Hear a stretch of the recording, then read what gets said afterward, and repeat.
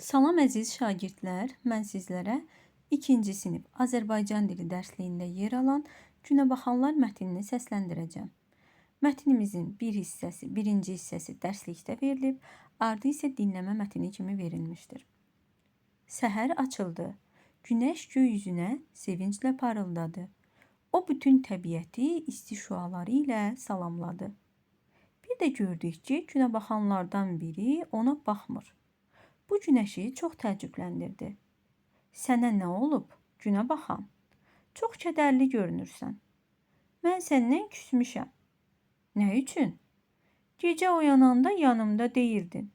Mən tək qalmışdım. Tək deyildin. Ay və ulduzlar vardı. Mən sənin olmağını istəyirdim. Axı mən gecələr gələ bilmirəm. Günəş nə qədər desə də, Günəbaxan onunla barışmadı. Günəş kədərləndi. Yavaşca buludların arxasına keçdi. Bir anda hər yer qaranlıqlaşdı. Günəbaxanlar çox qorxdular. Görəsən günəşə nə oldu? Hara getdi? Qoy getsin, onsuz da keçinərik. Özümüzə başqa günəş taparıq. Bütün canlıların bir günəşi var. Onu da itirdik.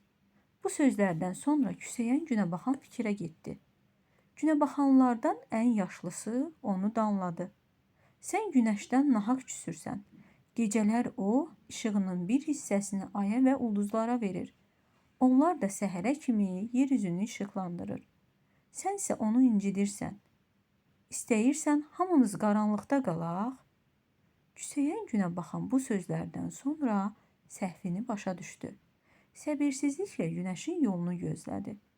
Sübh açılanda bütün Günəbaxanların ona boylandığını görən günəş çox sevindi.